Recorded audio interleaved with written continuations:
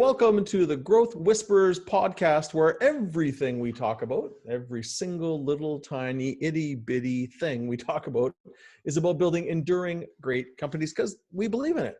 We believe that there's an opportunity to build companies that go for decades or generations and expand continents and to new countries and new territories and, one day maybe other planets, but we're not quite there yet. So anyways, I'm Kevin Lawrence. I'm here today with my host, as always, Brad Giles. Brad, how you doing today? I'm doing really, really good. It's a long weekend in Australia. Tuesday is the public holiday, so everyone takes off the Monday. So you really get a 4-day long weekend. Yeah, and so we've come down south. I'm in a different location for those of us on video. And come down to our southwest, the wine and surfing region, as many people in Perth do. And yeah, I'm doing fantastic. Had every day at the beach. It's summer here, obviously. Every day at the beach. Yeah, having fun with the kids. That hurts. Bradley, that hurts. It hurts. Yeah, I'm excited. I'm happy for you. I sincerely am happy for you that you get that great weather and that great experience. Yeah, it's good. So yeah, doing good. Things are great. And yeah, I'm happy to be, I guess we're like episode 43. Yeah, we're really enjoying this journey. It's going well. It is a great journey. Yeah. And in Vancouver, things are good. We've actually had a lot of good sunshine last week, which is a treat for us in our winter. And there's all this, the media was cranking up and getting all worked up about this big snowstorm that we were going to have today. And this club that I'm a member of, I went and had breakfast at this morning and did some writing and thinking this morning, and the place was empty. I go, where's everyone? They go, oh, everyone's expecting this massive snowstorm. Well, there was about 1.3 centimeters of snow that we got.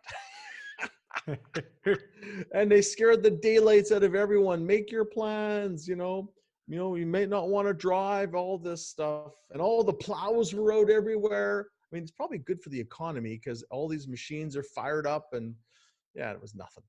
But anyways, it's a good day here. Really crazy period of time.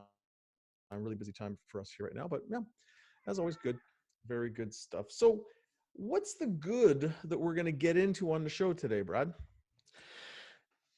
What an interesting question. Yeah, let's get into it. So more than anything else, more than any other subject, I think what I tend to find I'm talking to people about in between quarterly planning sessions is the weekly meeting.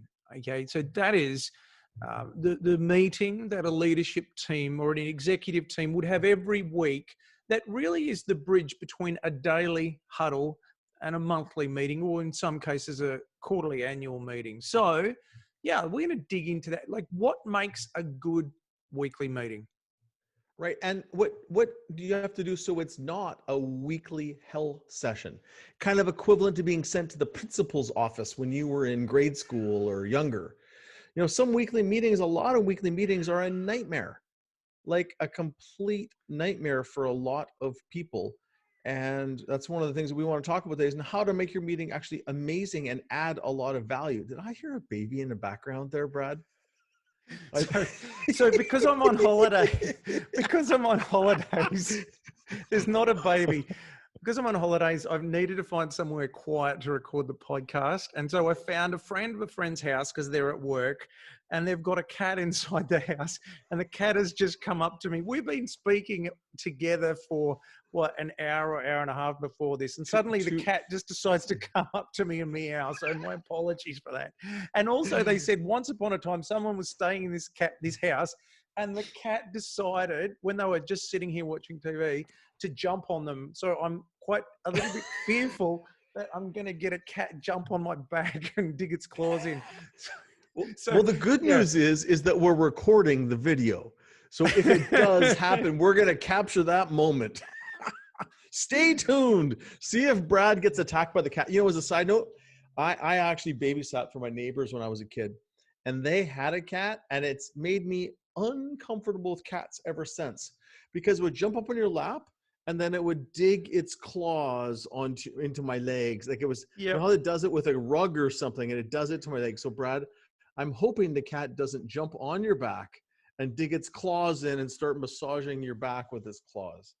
It's already given me a very evil look. So, and it's a black cat, so I'm quite worried here. But we must continue. We must push on, because weekly meetings, weekly meetings are really, it's the cornerstone. It's such an important part between the good work that you do at an offsite. You get all of the leadership team offsite. Everyone works through a series of tools, and they say this is our strategy. These are the most important things that we've got to do in the next 90 days. And then if the weekly meeting isn't effective, the rate of execution can be abominable. But also, it's often not spending the time each week to think about, to get data on the longer term, some of the longer term things. So that's and if you think about it, this is the leaders forum. Whether you're a CEO and an executive team or a customer service manager and your customer service team, it's your opportunity to lead your people towards the strategy of the company. It's it. Like, yes, you can talk about, well, Mary Jo didn't show up for work today, or the printer's broken, or who knows what. Like, there's always those things to deal with. But if you let that consume your weekly meeting, you're going to avoid the opportunity to march towards the most important goals your team has. And that's the most important thing. We have these goals that we have a responsibility to execute, and we forget. We get caught up in the fires and the issues or the excitement or projects or who knows what. So it's an opportunity to bring us back to reality and focus, and the reality of marching towards strategy, not the reality of the day-to-day fires, but the reality of what our job is and what we're trying to achieve, and march towards that. So that if you remember, that is the intent. And a lot of the troubleshooting stuff, some of it might happen in a meeting. But if you let the meetings go two directions. They become firefighting meetings where we get together once a week and just deal with all the problems, or they become update meetings where we get together and bore each other to tears with our show and tell. Yeah. And we what we really want is neither of those. About 10 or 15 episodes ago, we spoke about how to get a leader to think strategically. And it's one of the challenges that we often face is people spend all of their time in operations. And this kind of translates a little bit into the beginnings of the weekly meeting. And when people spend all of their time, let's say 40, 50 hours a week, whatever they work, when it's all about customer problems for most of their career, it's very hard to unlearn that and then to say what's more important is the priorities of the company. What's more important is the role of the leadership team. Because the whole time, all they've been thinking about is we've got to execute that company project. We've got to do the right thing by the customer. We've got to make the customer happy. And then so to take them out of that environment in which they spend all of their time and now say, now we're going to spend 1 to 2 hours a week where we're going to speak about the company, which is really the most important thing, that can be quite a challenge. And so really beginning the process by remembering that this is the most important meeting of the week. When people join a company, people come in and they're interviewed and they want to do everything that they can to please us as leaders. Yep. And so then we've got to kind of maintain not their need to please, but the reminder that the advancement of the strategy, the advancement of the company is so important. Yeah, exactly. So, and if I look at these weekly meetings, there's so many, it is a hard meeting to run effectively. And we regularly talk about tuning them up. And it's almost like a machine that needs to be maintained regularly because they get kind of loose and sloppy no matter what. So don't beat yourself up if your weekly meeting isn't perfect. Actually, I know your weekly meeting probably isn't perfect. None of them are. But even if it's really rough, we're going to give you some ideas. And so, like, we like 5, 6, 7 points. So we've got 7 points that we're going to share today to really break down how you look at weekly meetings. Now, we might have a bonus of a jumping cat on Brad's back. And if you hear this little cat in the background, it's got some things to say. Now, and we give you a prize if you know what the cat is saying. Probably something along the lines of, who is this strange person in my house? I don't know. So, all right, so let's jump into the 5. It's 5 to 7. Yeah. 7. Yeah. Number 1. So number 1, we've already been talking about this, and this is the kind of the primer, but it's like, know the value you want that meeting to create. Like, know the intent. It's not getting the team together. That's not the intent, right? That's an activity. The idea it's about knowing how to bring the team together to drive the company's strategy ahead. And whatever tangible goals your team has for the quarter, it's to make those happen. So I'll give an example. On our team, and again, we have a boutique coaching and consulting firm. Our team meets every Monday, and we have an hour and a half meeting. And every week in that meeting, we go through and we review, much like the agenda that we'll share with you later, but we review where we're at on the company goals. And people give an update. Now we use a color coding system, red, yellow, green. Red means we're in a likely to fail position. Yellow means we're off track, but we can fight back and get it done. And green means we're on track. We will accomplish this goal. But every week we talk, where are we at? What's the progress? And what do we have to do next to accomplish the goal on time in the quarter? So that does 2 things. It keeps us from forgetting. And in myself, I sometimes get lost and forget the goal. So it's a reminder to achieve our goals. But also it's a chance for the team to talk if we're stuck on something or if we need to troubleshoot something. So, this coming week, I'll be bringing a piece when we talk about goals on the structure we're going to use on our new SharePoint that we're getting set up. We brainstormed, but we got to rip it apart as a team a little bit to make sure that we don't have to build it, 2 or 3 times. But the point of it is it's the time to reconnect to those goals, provide a bit of a quick update of where you're at and what is needed, and maybe even what's needed from the rest of the team to get it across the line. So pretty straightforward. And the important thing is that if you're red, we're not really looking for excuses. We could be looking to support you, but these people really quickly lose focus that these are the most important things that we said we need to do when we're at our quarterly offsite. Okay. Yep. And you can't lose sight of that. It goes back, I guess, to Stephen Covey's 4 quadrants. Quadrant 2, things that are important, but not urgent. And if we're never working on the things that are important, but not urgent, we don't gain the momentum in the longer term. So we've got to have time to steer away from the things that are important and urgent, go to things that are important and not urgent. And that's really exactly. Yeah, and that's the rocks as it's called. So exactly. It's good to know from the outset, where are we at? If we are 4 weeks into the 13-week quarter, are we on track basically as a team? Are we where we're supposed to be? And I've seen so many times for, I'll say immature teams, but teams who are reasonably new to the process, and they will leave an offsite so excited. They'll leave an offsite workshop and they'll go, yeah, we've got to do this. We're heading in the right direction. I've got absolute clarity, the mountain that we're climbing. And then they go back and then they slot straight into the daily operations that they've always been doing again. And then suddenly they've only got 3 weeks, 10 weeks have passed.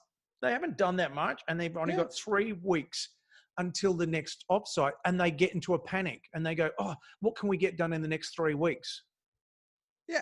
And then they never get them accomplished. So the simple thing is the weekly meetings, it's your 13 chances to be reminded of and refocus on accomplishing your goals for the quarter.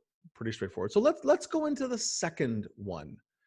And that's to ensure the agenda creates the right conversation. You have to have an agenda. And everyone knows, yes, every meeting needs an agenda. And lots don't. don't have them. Not that they don't need them, they don't have them. So you have to have an agenda that creates the right conversations. And that is where most meetings fall down, is forget that even knowing they should look at the company goals. The agenda isn't that clear, and it ends up being more of a show and tell update. And the next point we'll talk about timing, but even just the agenda. So I'm going to share an agenda that Brad and I both use a very similar version of from another project that I worked on, and he and I are very, very familiar with. Pretty straightforward, but the first one is, Brad, I start off with wins or something positive, like what has been good about this past week. That would be the first point. Yeah. The second one is looking at the numbers. This is, business is a game of numbers. How are we doing on those numbers? And there's going to be a handful you look at every week. Some companies do a full P&L or income statement every week. Most aren't that, I would say, sophisticated. But you're going to have a handful of numbers or KPIs every week that give you a sense of where you're at and how you're trending. Yeah. Point number 3 is, let's take a look at those quarterly goals for our team, right?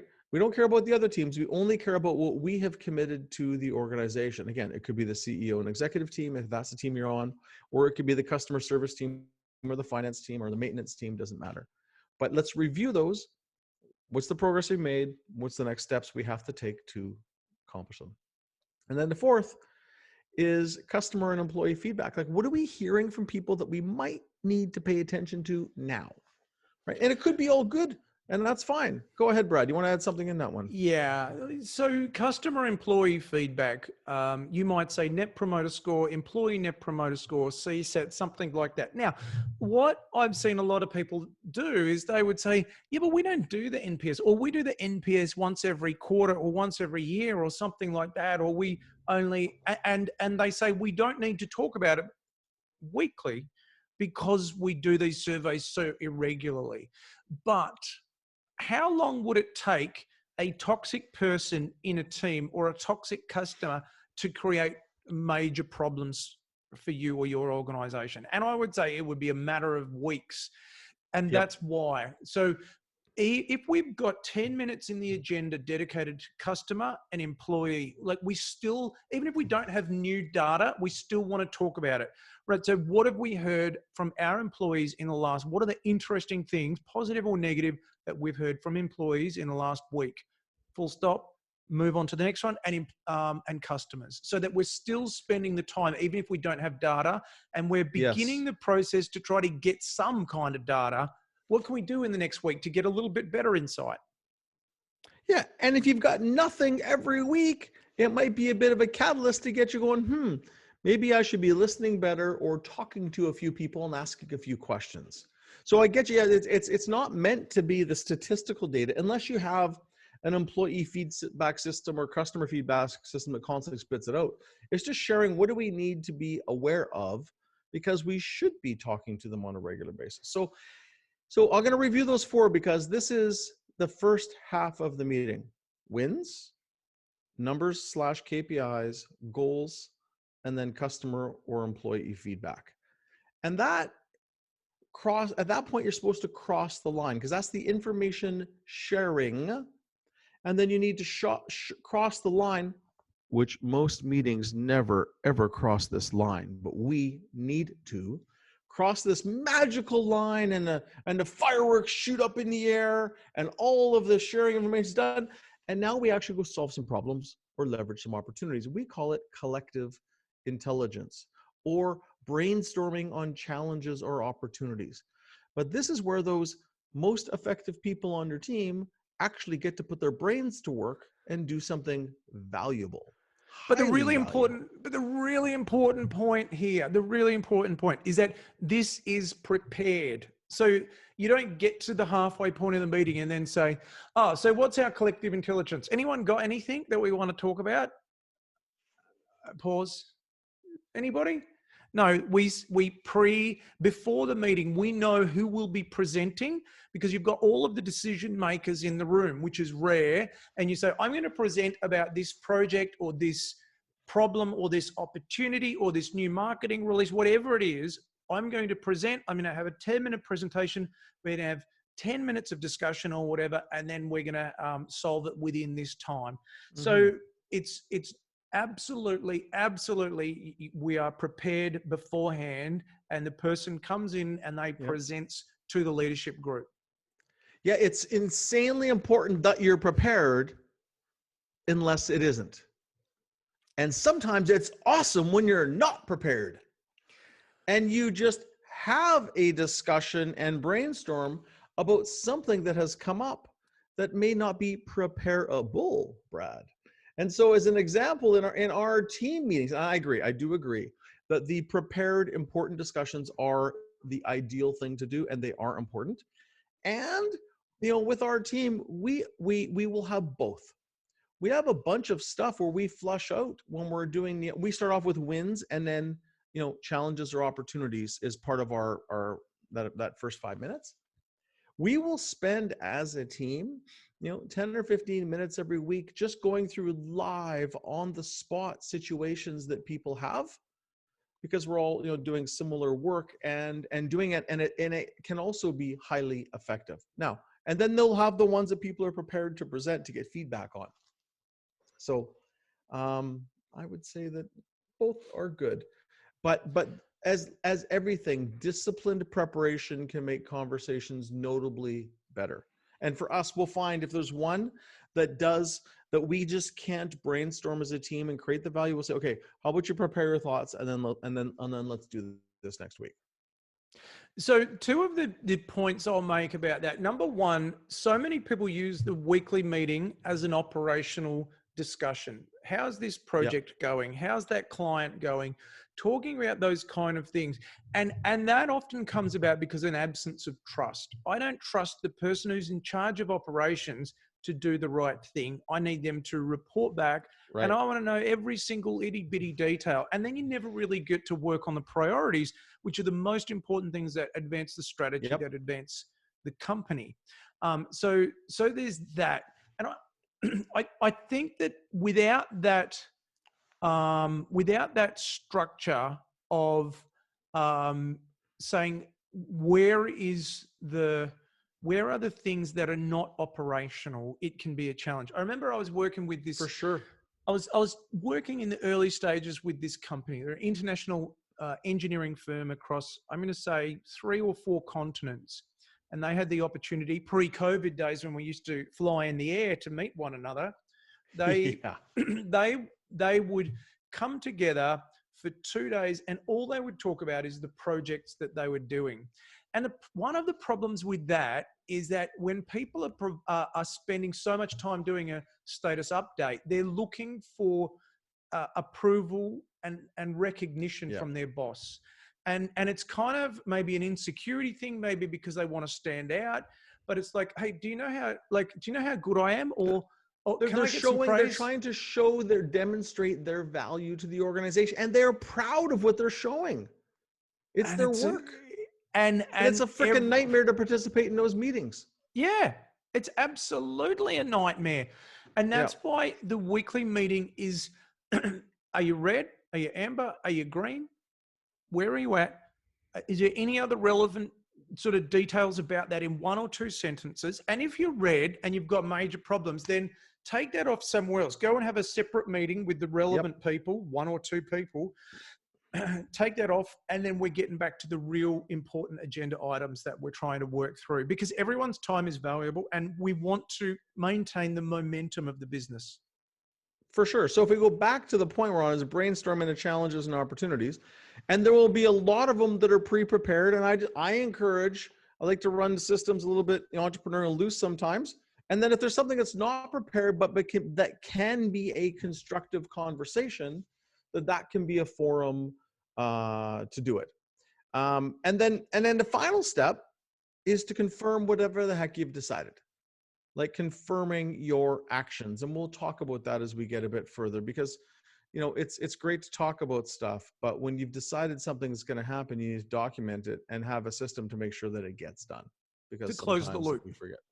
Exactly. So that's the agenda: wins, numbers and KPIs, goals, customer and employee feedback, and then you cross that magical line, and then now we're going to fully use our brains and work through some challenges or opportunities together, and then confirm whatever we've decided. So pretty straightforward. Now, I don't know about you, but the split, I like to look at it as a minimum of 50-50.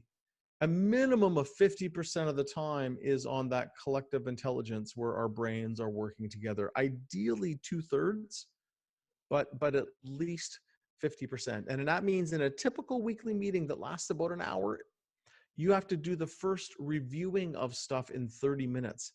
And that's not easy to do. Most people will run out of time because the update section, the first 4 questions, will take an hour. That means you're getting into too much detail and you're probably discussing things way too much. So the goal is about 30 minutes to get through that, and then at least half an hour to work on challenges and opportunities. So that would be our point number. 1 second, where are we? That would be point number 2. And we've kind of covered off some of the rest, so we might handle those differently, but let's ensure the right agenda creates the right conversation. 3 is time. Go ahead, Brad. Yeah, 3 is about time. And you were kind of getting to that point just then. Yeah. I would generally say to people that a weekly meeting, you want to go for 1 to 2 hours. And that depends on the size of the leadership team, the size of the company, and what feels right. So best practice 1 to 2 hours. But when you decided what that is, if you're going over that, if your meeting is going to go from 9 a.m. until 10 a.m., if you're going over 10 a.m., then that meeting is fundamentally a failure, because those people are booking in other meetings after that meeting. So, it is the leader's job primarily to ensure that they maintain decorum and control within the meeting, and that the meeting runs to time, and that the most important things are worked on. Many people want to talk and show off, as we said earlier. You gotta make sure you rein that in, and that we know what's going on. It's not about operations. That's a separate thing. Yes. Yeah. So on time, and we, Brad, you and I run meetings for a living. That's basically, with our group work is running meetings, and even with our one-on-one coaching, we're in meetings and driving agendas on meetings. So once you have that agenda, it's using timers. And I'm telling you, we use timers more and more every day, especially with virtual meetings. That's why it appears, and I think it's actually very true, that we get more accomplished on a virtual meeting than we do in person. We had a strat planning session last week. It was not a weekly, it was a 2-day strat plan. But we're using timers for everything. We got through so much stuff, it was shocking. Going back to the weekly though, because you have smaller time chunks, 5 minutes, 10 minutes. The use of timers is critical. It's a very important discipline to help you to stay on time. And then if you're running out of time, say, okay, Frank and Jack, why don't you take that offline? You figure it out, and we can, if you need us, you can bring it back next week, or you can come and, see me, the CEO, one-on-one. But having the time defined and having timers will help an incredible amount. And even sometimes managing time is setting up the right expectations. So when people are going to present, and again, that show and tell, I'm proud of my work, want to show my value, how much time do they have to present? And so we have a system that we use is if they have 5 or 10 minutes to present, like in my world, 10 minutes is a long presentation for an executive to update on something. If it is 10 minutes, we set a timer for 9. So then they already know they have 1 minute left to wrap up, because that time for some people goes. So anyway, the time management is a critical skill. Anything you would add to that, Brad? Well, what matters is the first most important thing is that the meeting, when it comes to time, that the whole meeting finishes on time, so that people get value. If the meeting goes 30 minutes over, everybody's day has been fundamentally changed. Okay, their next meeting, the other work that they've got to do, and especially if that 30 minutes happened because someone spoke over time, or there was a lack of discipline. So if there's a lack of discipline in your weekly meeting around timing, there's a lack of discipline present in many other parts of the business. So the CEO's job is to get this, or the leader's job is to get this Yep. meeting to be timed and disciplined. That's probably it on that item. Yep. And it's about training your people to get used to being succinct on things. And sometimes you just got to call the question, okay, we need to make a decision and move on. So for example, in a meeting I was running last week, it's like, okay, 2 more comments, and we use the raise their hand function in Zoom, 2 more comments, and then we are going to close this conversation, make a decision, and move on to the next one. And that's about leading a meeting. So that's managing time. Number 4 is to push the deeper dive conversations to one-on-ones, or maybe even the monthly meetings. Yeah. Like there's stuff that comes up, you can't get through this in the 10 minutes allotted. You can see it start, and if you push these things too hard, too fast, you're not going to get the buy-in or the right decision. So it's knowing as the leader when to call it and saying, hey, can we deal with this offline? Should this be on the monthly? Could this go into the sales meeting? Could this go into the marketing meeting? Like to know that this is maybe not the forum and what to do differently with this. Yeah, so I like to get teams, first of all, set up with the weekly meeting, get them performing well on the weekly meeting. And then once they've got the weekly meeting performing well, I'll get them to begin the monthly meeting. And I like to say that the weekly meeting is a shallow dive into your strategic plan, and the monthly is a deep dive. So you can, like we spoke about collective intelligence, the presentation, whereas it might be 30 minutes or so, or 45 minutes at a weekly, it's going to be like an hour or an hour and a half at a monthly. So I like to say, exactly. 2 to 4 hours for a monthly, a deep dive, and 1 to 2 hours for a weekly, a shallow dive. And that overarching context, it allows people to say, all right, well, that's more appropriate for us to discuss at the monthly rather than the weekly. But the other part of it is the quarterly. And there are some bigger subjects than you mentioned.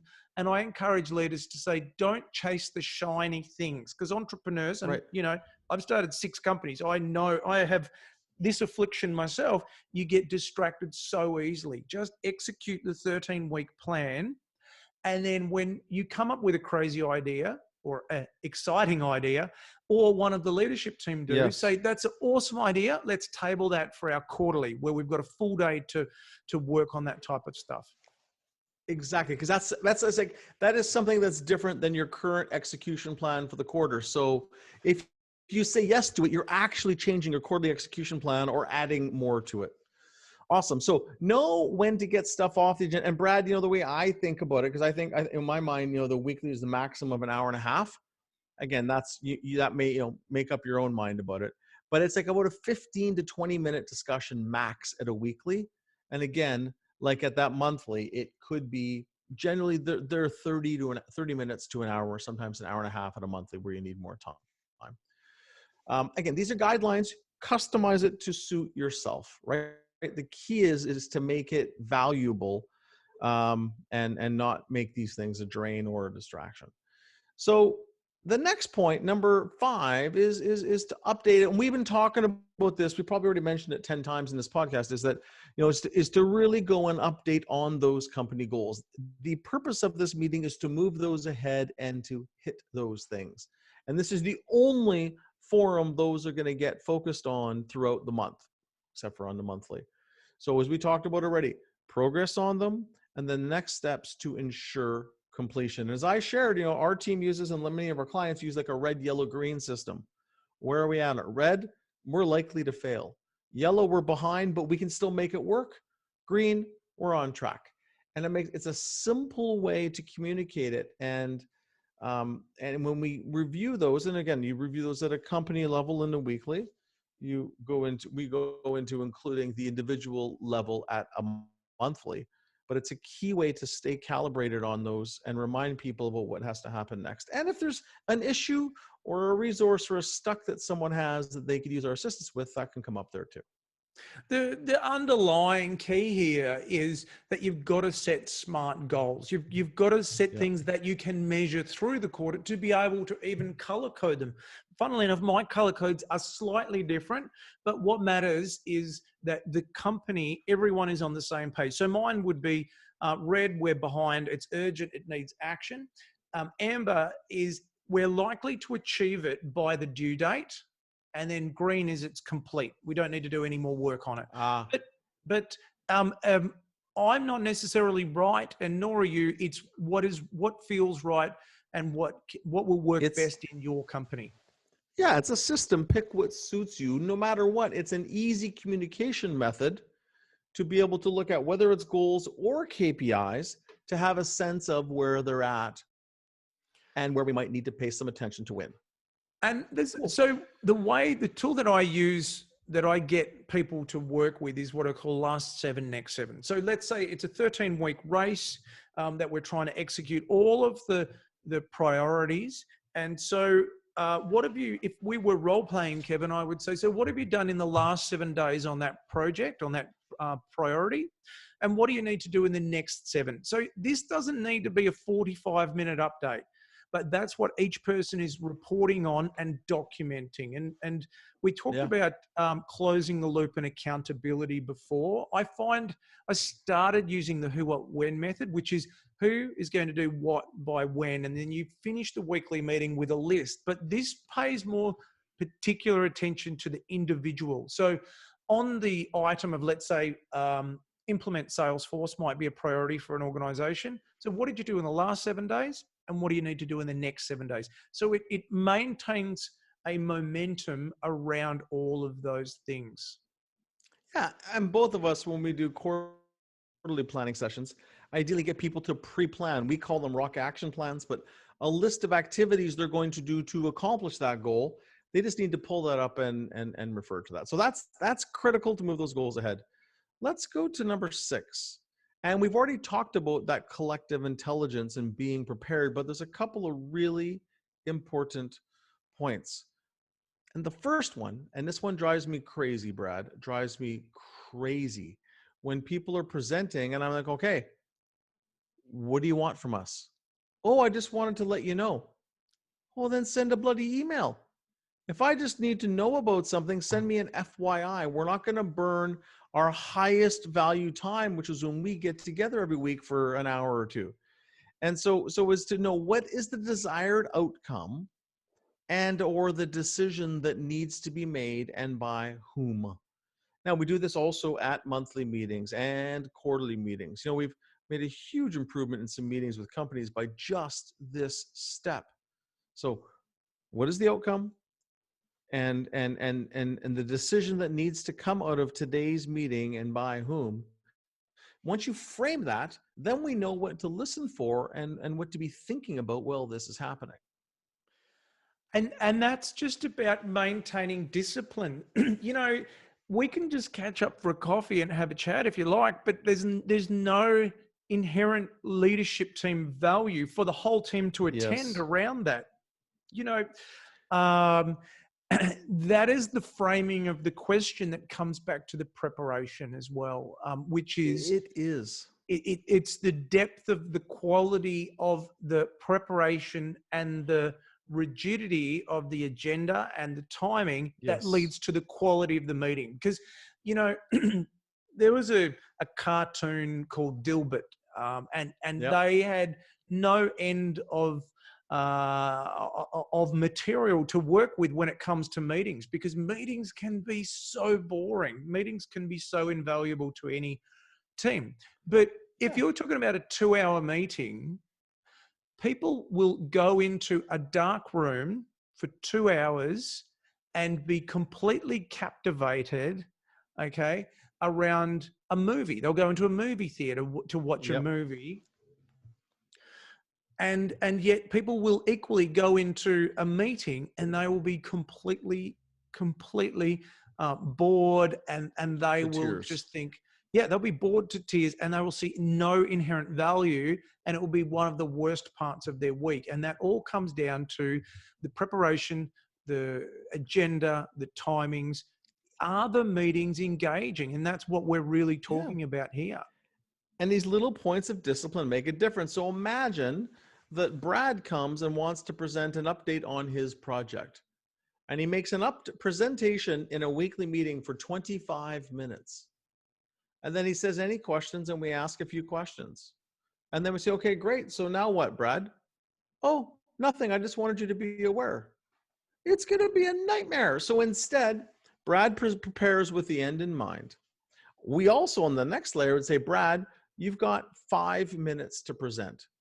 And I really push for shorter presentations because for some reason as Mark Twain was quoted saying, and it may not have been him, but I love this quote, is I would have written you a shorter letter, but I didn't have the time.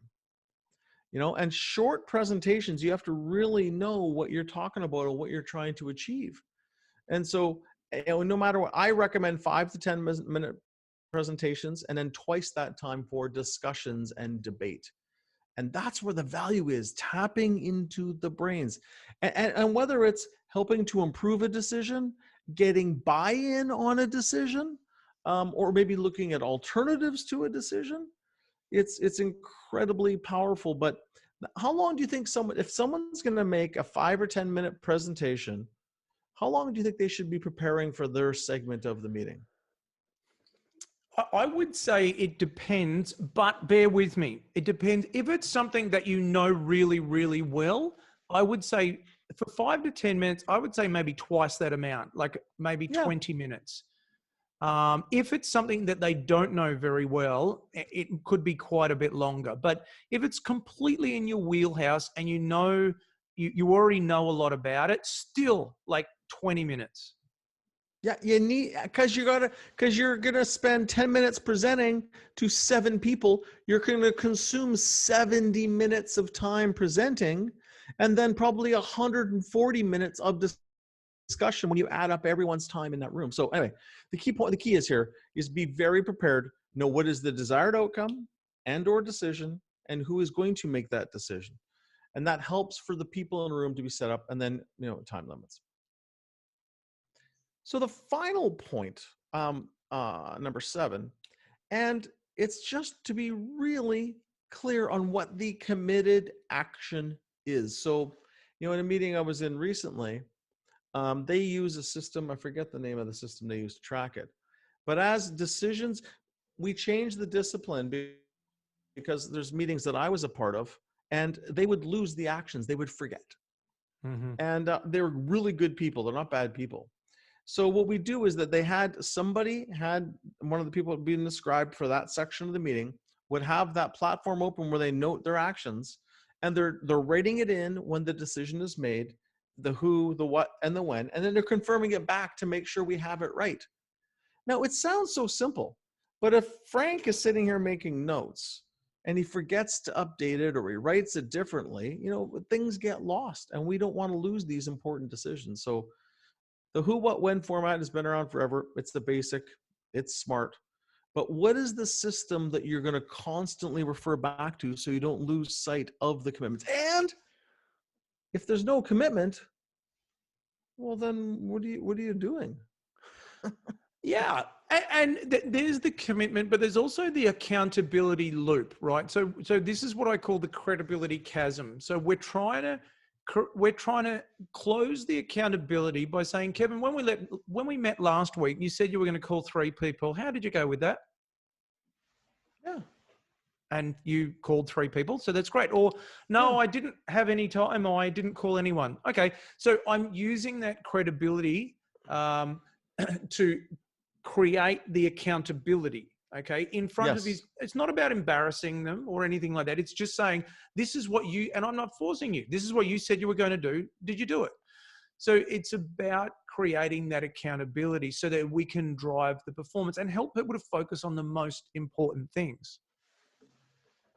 Yeah, and it's not rocket science. We just need reminders. And as a leader, you can start to see patterns with people who consistently do what they say.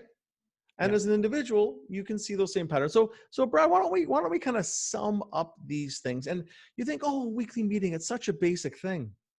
Yeah, but it's intricate and there's a lot of little details to get it right. So the first thing is to know what you're trying to create with this meeting. What's the value? And that is driving the strategy of the company ahead, those quarterly execution goals, making sure we get them all done. That's number one. Number two, ensure the agenda creates the right conversations and action. And we went through and ran through that agenda for you. That is critical.